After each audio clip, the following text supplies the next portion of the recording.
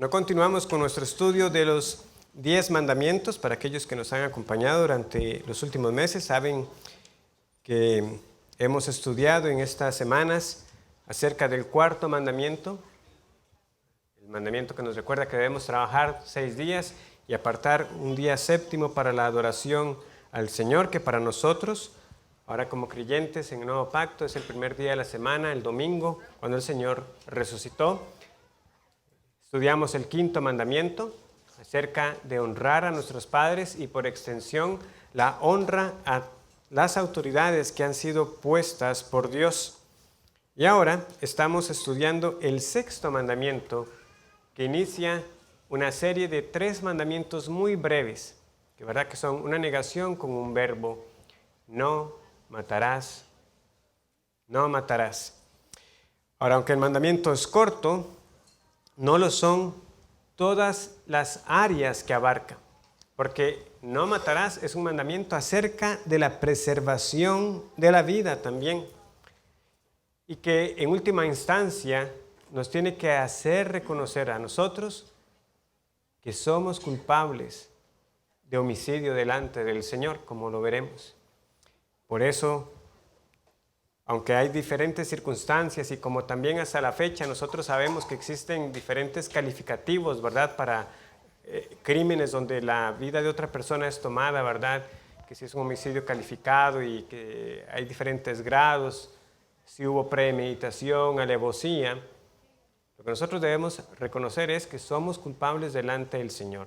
Ahora Él en su misericordia para algunos casos había dispuesto ciudades de refugio, donde una persona podía preservar su vida mientras el sacerdote viviera, y cuando el sacerdote moría podía quedar en libertad, como vimos, una manera también que nos lleva a nuestro Señor Jesucristo, y como por la muerte de Él nosotros tenemos vida. Él es en última instancia el único que da la vida eterna, y eso es lo que este mandamiento también nos llevará como meta culminante. Muy bien. Hay mucho más que podemos decir y vamos a empezar viendo aspectos concernientes a la venganza y a la defensa propia y el amor al prójimo. Porque el sexto mandamiento tiene mucho que decirnos respecto al amor al prójimo. ¿Por qué? Porque el homicidio empieza en el corazón. Ahí es donde está el odio, donde está el rencor. También la envidia, la venganza, ese deseo de tomar la justicia por nuestra cuenta, están ahí como raíces que pudieran resultar en el acto de quitar la vida injustamente. Vamos, por ejemplo, a Levítico capítulo 19. Levítico capítulo 19.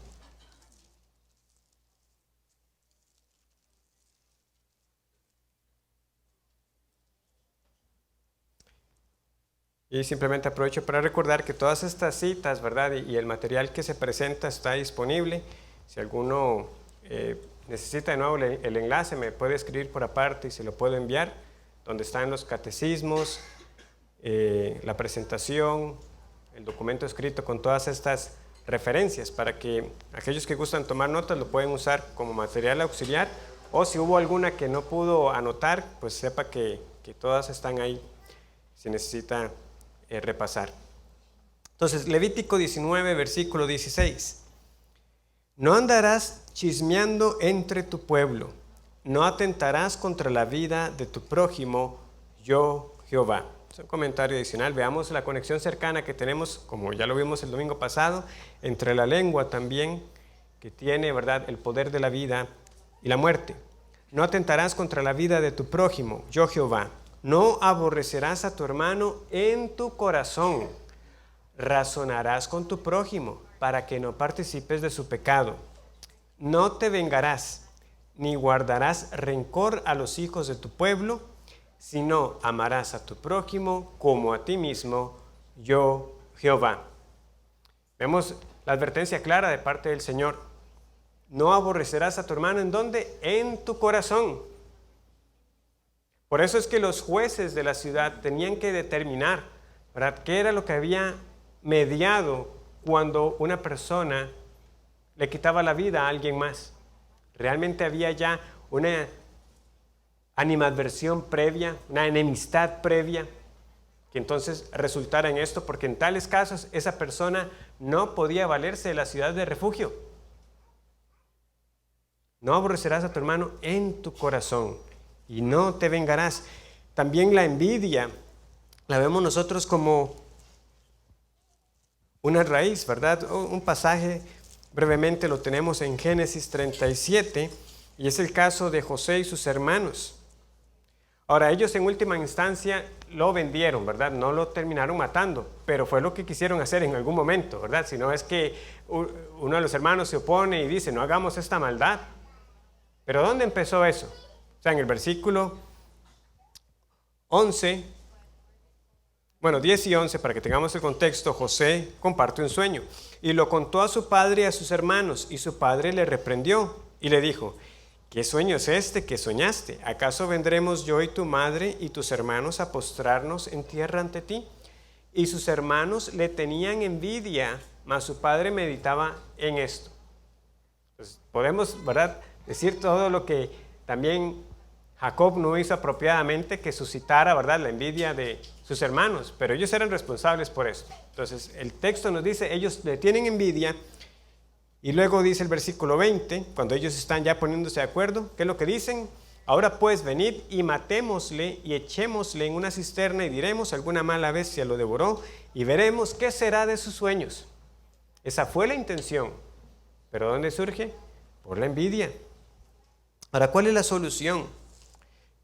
Cuando yo tengo algo contra mi hermano, o si yo me entero que alguien tiene algo contra mí, bueno, Cristo nos señala el camino. Vamos a Mateo capítulo 5.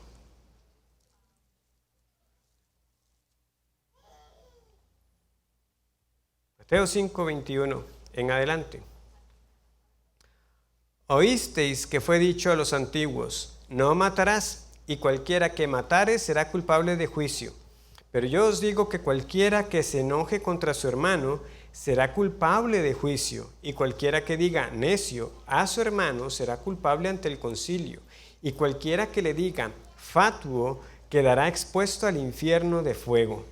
Por tanto, si traes tu ofrenda al altar y allí te acuerdas de que tu hermano tiene algo contra ti, deja allí tu ofrenda delante del altar y anda, reconcíliate primero con tu hermano, y entonces ven y presenta tu ofrenda. Ponte de acuerdo con tu adversario pronto, entre tanto que estás con él en el camino, no sea que el adversario te entregue al juez y el juez al alguacil y seas echado en la cárcel. De cierto te digo que no saldrás de allí hasta que pagues el último cuadrante. Es la reconciliación. Mateo 18, también en el contexto de la disciplina eclesiástica.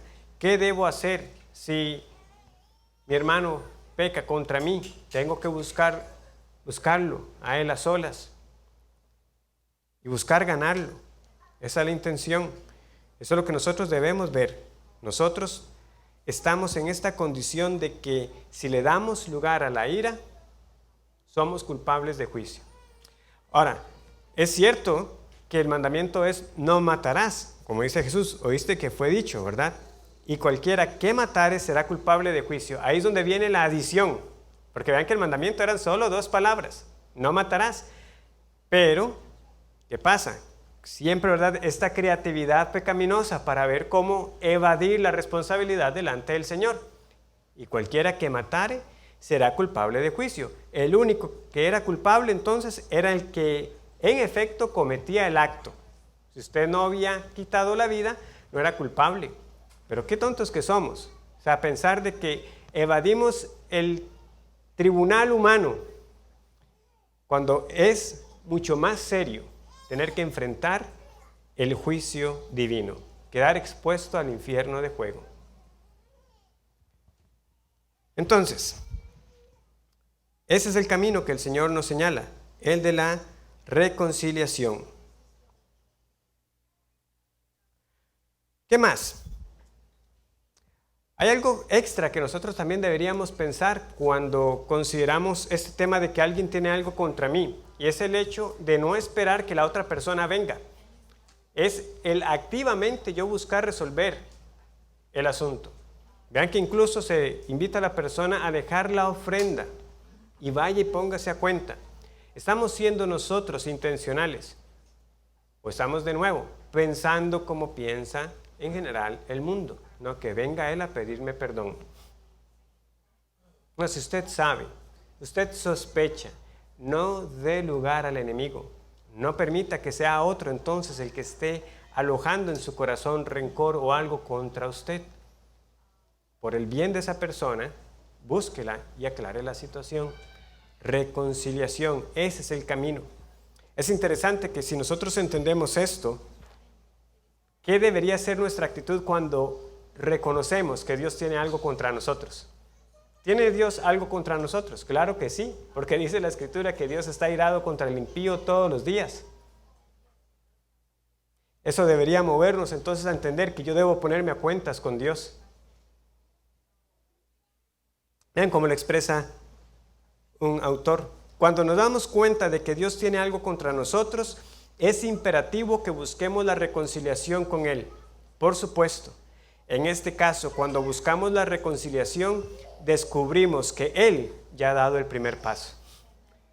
Cuando caemos en cuenta, ya el Señor dio al Hijo como reconciliación por nuestros pecados.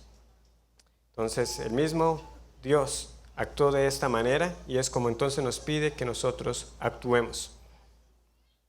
Entonces, en lugar del odio, en lugar de la ira, en lugar de la envidia, ¿qué es lo que tiene que haber? Tiene que haber amor por el prójimo. Vean que ese es un mandamiento desde el Antiguo Testamento. Amarás a tu prójimo como a ti mismo. Es una marca que debería caracterizar al Hijo de Dios, como lo dice claramente Juan en su primera carta, primera de Juan 3, 14 al 16. Nosotros sabemos que hemos pasado de muerte a vida en que amamos a los hermanos. Otra vez, para ayudar con esa pregunta a veces tan frecuente que algunos se hacen, ¿cómo sé yo que soy salvo? ¿Cómo sé yo que soy de los elegidos? Y ese tipo de preguntas. Bueno, aquí hay marcas que caracterizan al que es creyente. Nosotros sabemos, usted puede saberlo. ¿Cómo? En que amamos a los hermanos. ¿Tiene usted amor por aquellos que también profesan fe en Cristo? Son mis hermanos, yo los amo. Eso es obra del Señor. El que no ama a su hermano permanece en muerte. Todo aquel que aborrece a su hermano es homicida. Y sabéis que ningún homicida tiene vida eterna permanente en él. En esto hemos conocido el amor en que Él puso su vida por nosotros. También nosotros debemos poner nuestras vidas por los hermanos. Y podemos continuar. Si alguno piensa como, pero este acto de sacrificar mi vida por otro. Bueno, Juan nos pone un caso muy de la mano, muy al alcance. Pero el que tiene bienes de este mundo y ve a su hermano tener necesidad y cierra contra él su corazón, ¿cómo mora el amor de Dios en él? Hijitos míos, no amemos de palabra ni de lengua, sino de hecho y en verdad.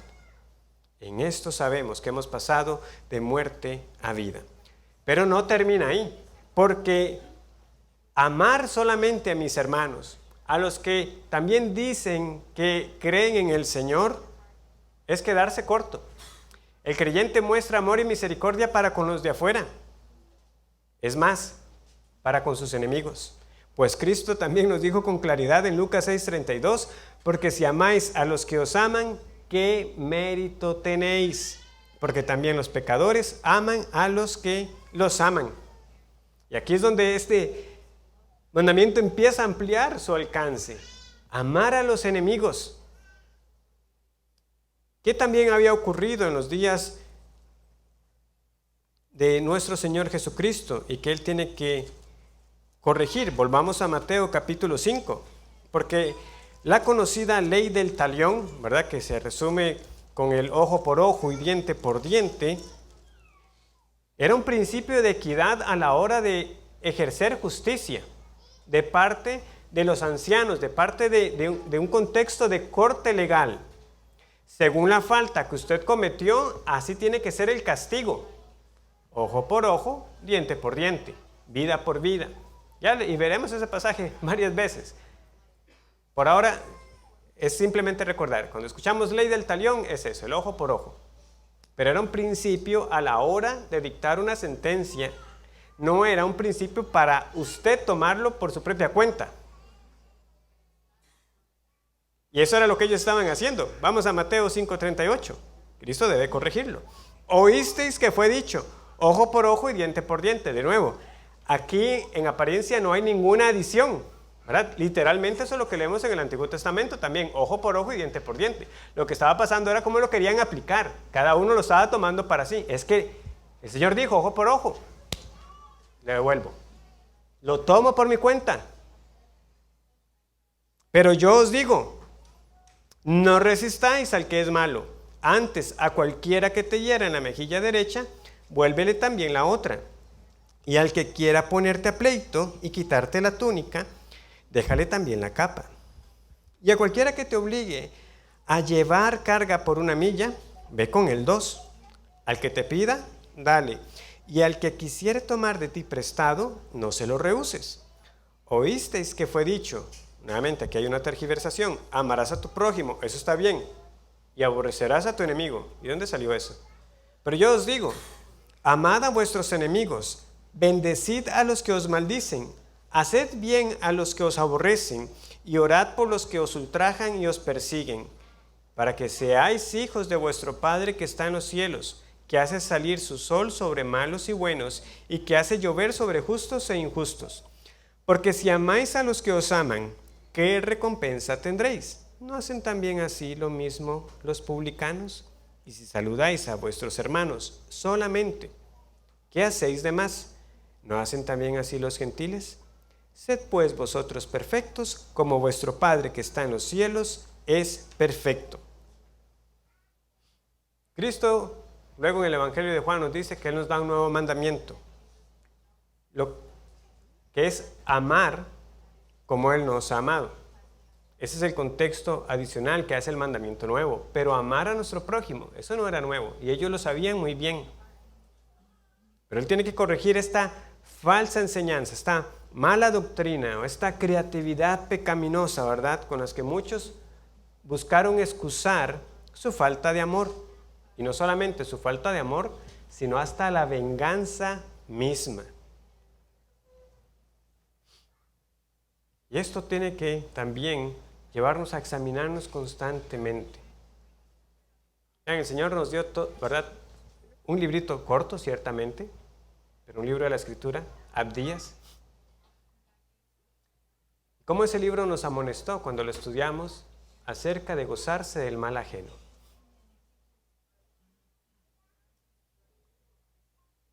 ¿Qué había dicho el Señor, por ejemplo, en Éxodo 23, 4 y 5? Éxodo 23, 4 y 5. Si encontrares el buey de tu enemigo o su asna extraviado, vuelve a llevárselo. Qué bien, se le perdió. Se lo voy a matar. No, ese no era el tipo de actitud que debía imperar. Si vieres el asno del que te aborrece caído debajo de su carga, ¿le dejarás sin ayuda? Antes bien le ayudarás a levantarlo. Esto nos llama a examinar nuestro corazón. No, póngase en la situación que aquí se narra. Obviamente ya usted no nos topamos bueyes y asnos ahí en el camino. Pero en aquel entonces usted viene y se topa. Un asno, lo cargaron de más o tiene mucho rato caminando, está tirado. Nadie lo tiene. No cuidando el pobre animal, y ahí que se le muera. ¿Le dejarás sin ayuda? ¿Le dejarás sin ayuda? No, nosotros no nos alegramos del mal ajeno, o no deberíamos. Es algo de lo que deberíamos arrepentirnos cuando caemos en cuenta que nuestra actitud no ha sido apropiada delante del Señor, quien sí conoce los pensamientos de nuestro corazón. Pablo en Romanos 12, 19 al 21. De nuevo, estoy presentando estos casos es para que vean algunos ejemplos del Antiguo Testamento, para luego entender qué es lo que Cristo está corrigiendo, porque había sido muy claro cuál debía ser su actitud incluso para con su enemigo. O sea, es que esa persona, usted sabe que tiene algo contra él, usted buscó la paz, no es posible, ¿verdad? Pero Pablo reconoce en lo que dependa de nosotros que estemos en paz. Pero no hay paz, esa persona sencillamente algo tiene contra mí, ya no puedo yo tratar con el corazón de él, pero yo delante del Señor sigo teniendo una responsabilidad. Entonces, Pablo en Romanos 12, 19 al 21 está citando Proverbios 25, 21 y 22. ¿Qué es lo que dice Pablo citando este proverbio? Vamos a Romanos 12.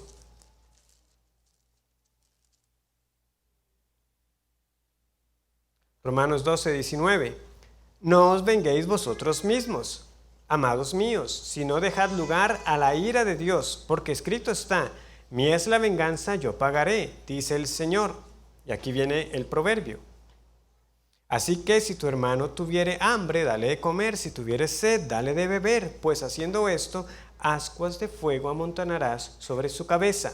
No seas vencido de lo malo, sino vence con el bien el mal.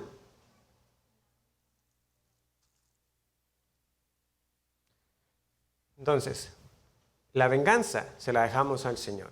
Él tratará con todas las afrentas injustas.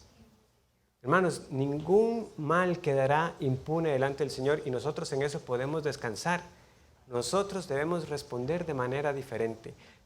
La respuesta evangélica al mal que nos hacen es vencer con el bien el mal. Ahora, no obstante, hay quienes toman pasajes como estos, ¿verdad? De no vengarse o el de poner la otra mejilla, como si no hubiera derecho a la defensa propia. Sin embargo, y sobre todo en el pasaje del Señor Jesucristo, hay algo importante a tener en cuenta. El contexto ahí no son los ataques físicos. La bofetada en la mejilla era un insulto tradicional, no una amenaza contra la vida o la integridad física. El segundo ejemplo era un desafío ante un tribunal. El tercero es la respuesta a un soldado que exige los servicios de un judío como guía o intérprete. Y el cuarto es una respuesta a un mendigo. Si te pide, tú le das. Entonces, ¿está enseñando realmente el Señor que no podemos defendernos? O sea, si alguien ataca mi integridad física, si mi vida corre peligro, la de alguien más, ¿no podemos defender la vida? Eso no es lo que se nos está enseñando. De nuevo, es aprender la distinción entre el deseo de venganza y tomar la justicia en mi cuenta y lo que es la legítima defensa de la vida. Vamos a Éxodo capítulo 22.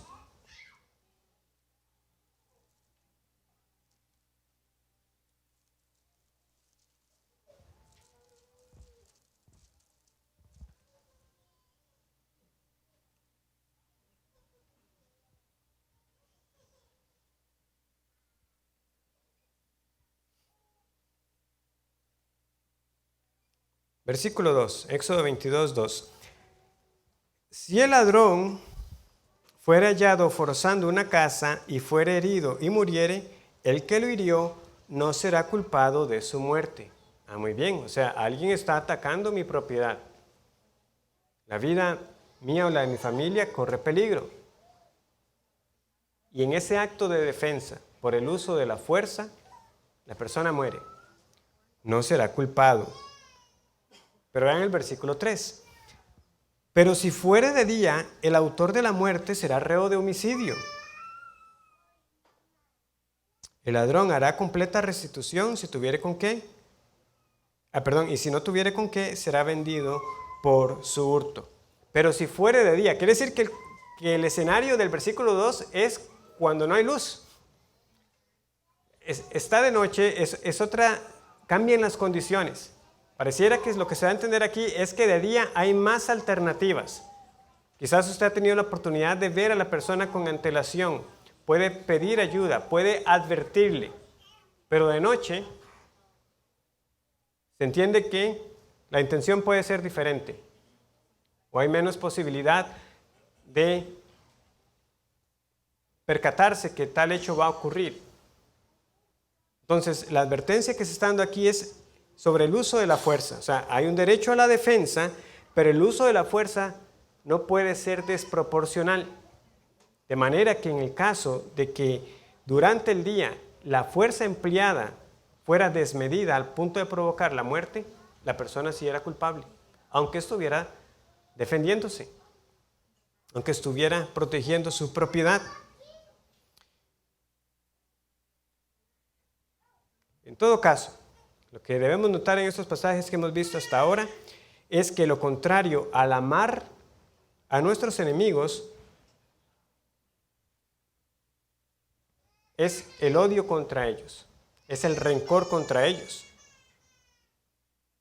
o el tomar venganza, no defendernos. O sea, defendernos no es lo contrario de amar. O sea, defenderse es simplemente reconocer que precisamente no matarás es un mandamiento también acerca de preservar la vida, que entonces la defensa legítima no está prohibida. Pero como les digo, lo aclaro porque a veces ha surgido ese malentendido y algunos sostienen que no se puede, ¿verdad? Y usualmente dentro de estas posturas pacifistas de que no se puede participar en una guerra o que el uso de la espada de parte del Estado es incorrecto, también entonces indican que uno no tiene la potestad de defender su propia vida.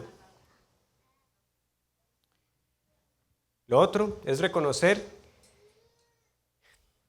cómo esto expone nuestra naturaleza humana, porque las circunstancias que Jesús menciona no son sencillas. O sea, la respuesta del hombre natural es el deseo de vengarse, es de tomar la justicia en su cuenta, de desquitarnos, de ver cómo en un futuro me las cobro. Pero Cristo y Pedro, viendo el ejemplo de nuestro Señor Jesucristo, nos recuerda que si nosotros haciendo lo bueno sufrimos, eso es aprobado delante de Dios. Y que debemos recordar entonces el ejemplo de nuestro Señor Jesucristo para que sigamos sus pisadas, quien cuando le maldecían no respondía con maldición. Veamos cómo el Señor sufrió tantas afrentas de manera injusta y cómo Él respondió. De nuevo, la venganza le compete solamente al Señor. Él dará el pago. Y nuestra respuesta debe ser acorde como uno de que ahora está en Cristo, que le pertenece a Él. Uno que ahora sí ha sido capacitado para amar a sus enemigos. Muy bien. Pasemos ahora entonces al tema del castigo, como antesala para llegar al tema de la pena capital, de la pena de muerte y de la guerra. Lo primero que nosotros debemos reconocer es que si Dios ha puesto autoridades, estas autoridades están facultadas para castigar. Una autoridad que no puede castigar no es autoridad al final de cuentas.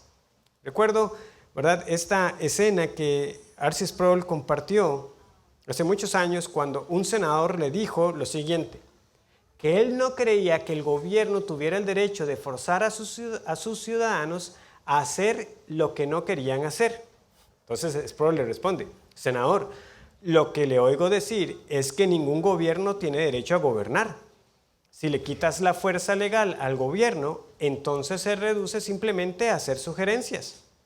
Pero no es cierto que cuando los gobiernos promulgan leyes, el gobierno funciona como aquello que está diseñado por parte de Dios, que es hacer cumplir las leyes que se promulgan.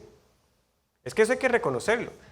Y aquí tenemos el cruce, ¿verdad?, del sexto mandamiento con el quinto. Nosotros ya vimos que Dios ha puesto una autoridad, que es el Estado, y a el Estado le ha dado el poder de la espada para castigar al que hace lo malo. Entonces, reconociendo que ese poder lo tiene ahora el Estado, hay que ver los diferentes propósitos que se tienen cuando se ejerce un castigo. Y también, por extensión, los propósitos que a veces como padres buscamos al disciplinar a nuestros hijos, o los propósitos que también como iglesia se buscan cuando se ejerce la disciplina eclesiástica. Pero mayormente voy a hablar en términos de los castigos a nivel civil. Primero tenemos la disuasión, el disuadir. Aquí el castigo es dado al ofensor como una lección para el resto de la sociedad. Cuando castigamos a los ladrones, la idea es que el resto de la sociedad vea que yo no voy a robar porque vea lo que le sucede al que roba. Lo encarcelan, le ponen una sentencia. Pierde su libertad. Es un propósito pedagógico. No busca tratar con el pecado del ofensor.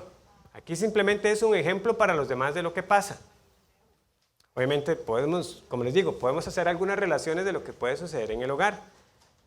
Uno, cuando veía que a uno de los hermanos lo disciplinaban por cierta falta, sé lo que entiende es, yo mejor no lo hago.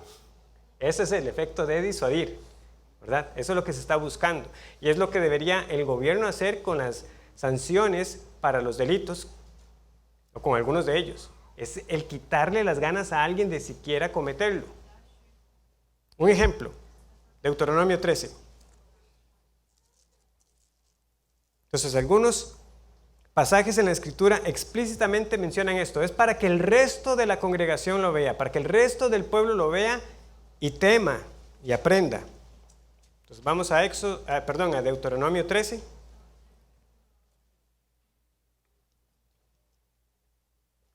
Versículo 6.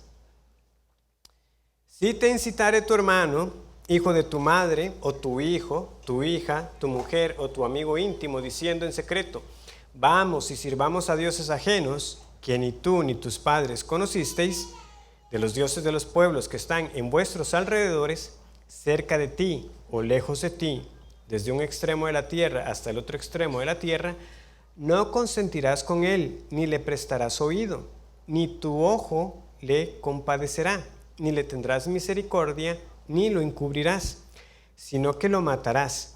Tu mano se alzará primero sobre él para matarle, y después la mano de todo el pueblo.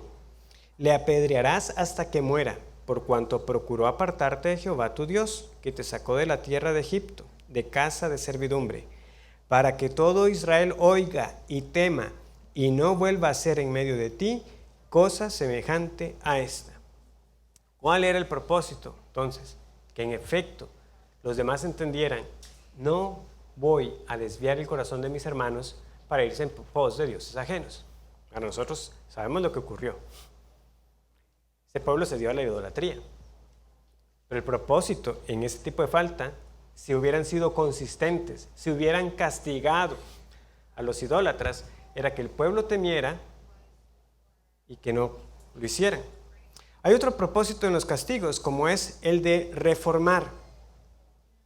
El reformar. Aquí no es tanto desalentar a otros, sino más bien que nosotros queremos tratar con el infractor, ejercerle bien. La meta es que sea una mejor persona y no cometa el crimen de nuevo. También por extensión es lo que nosotros también buscamos con nuestros hijos, ¿verdad? El que no cometan una falta por el bien de ellos, o con el de la disciplina eclesiástica de restaurar al ofensor. De nuevo, nosotros buscamos el bien de la persona. También tenemos la restitución. La restitución. En la ley también vemos casos donde uno es responsable por la pérdida o el daño provocado a otro. Regresemos a Éxodo 22, que nos hablaba de aquella defensa si alguien quería robar. Ahora, ¿qué pasa con el ladrón? Él queda vivo, pero tiene que hacerse responsable de las pérdidas provocadas. Éxodo 22, versículo 1. Cuando alguno hurtare buey u oveja y lo degollare o vendiere, por aquel buey pagará 5 bueyes y por aquella oveja 4 ovejas. Saltemos a la parte final del versículo 3.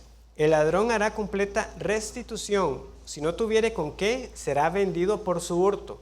Vean cómo las consecuencias, ¿verdad? Usted robó y luego no tiene con qué pagar.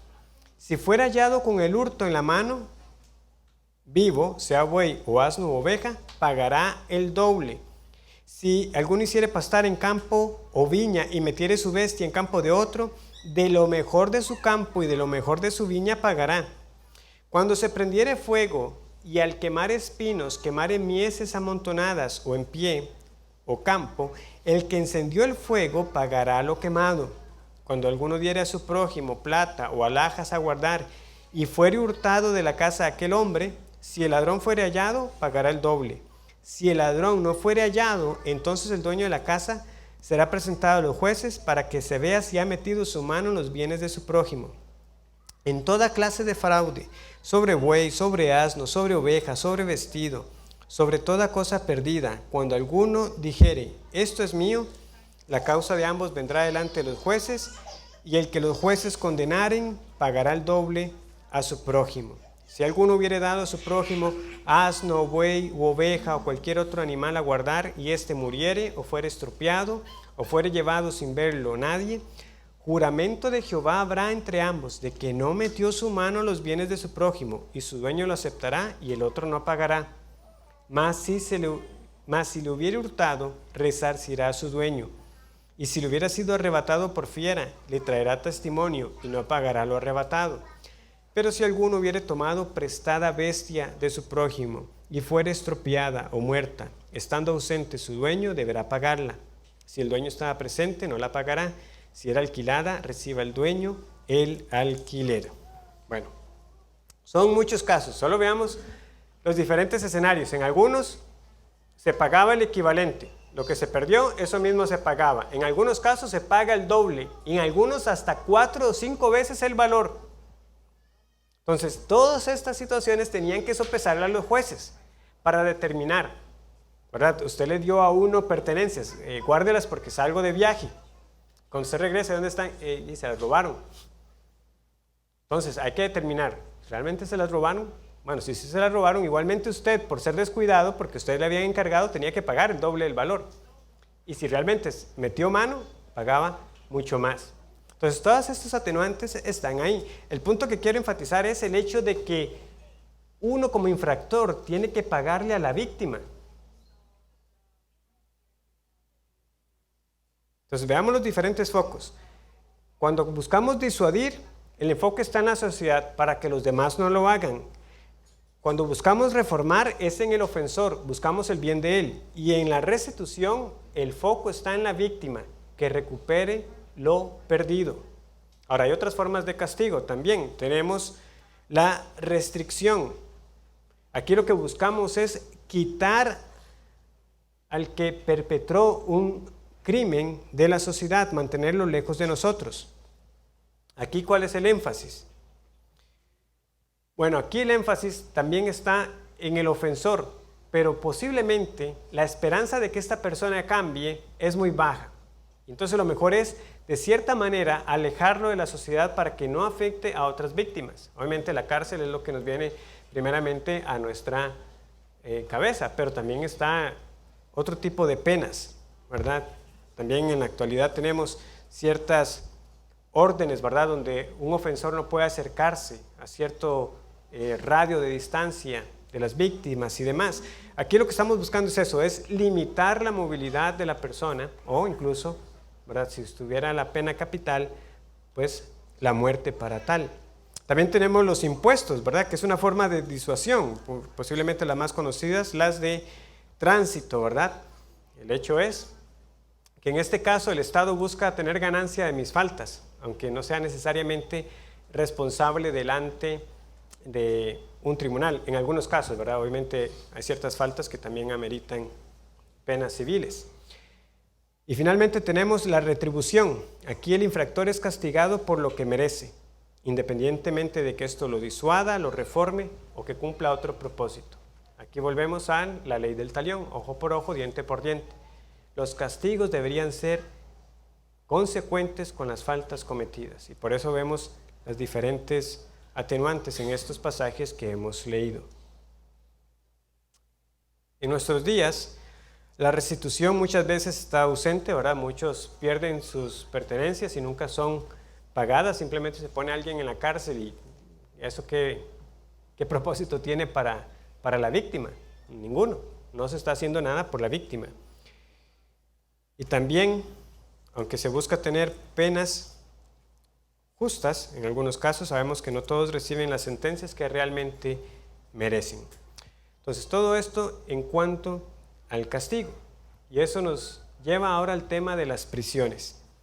Es interesante notar que la cárcel, al menos durante el periodo en que el pueblo estuvo vagando en el desierto, la cárcel que se nos menciona, ¿verdad? La palabra que aparece ahí como cárcel, es simplemente una medida temporal hasta que Dios revelara qué hacer con la persona.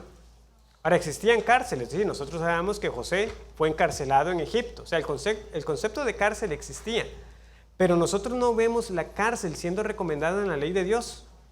O sea, simplemente la persona se ponía ahí mientras se determinaba ya una sentencia definitiva, ya fuera la pena de muerte u otro tipo de castigo, pero no era visto, ¿verdad?, como un método recurrente para dar largos periodos de tiempo para que la persona estuviera detenida.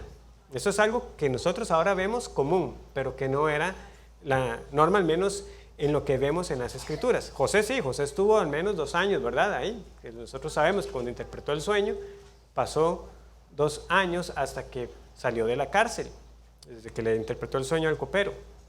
Entonces, eso es algo que nosotros debemos ver, porque ¿qué finalidad estamos buscando nosotros con las cárceles? ¿Estamos realmente buscando reformar a las personas? ¿Estamos tratando con ellos? O como señala un autor, simplemente estamos poniendo a criminales que se junten con otros criminales para ser más criminales. Y nosotros sabemos lo que pasa aquí, ¿verdad? Aquí los metemos en la cárcel, igual desde la cárcel siguen cometiendo fechorías. Y recibimos llamadas misteriosas de los bancos que nos quieren atender. O sea, ¿realmente qué estamos haciendo?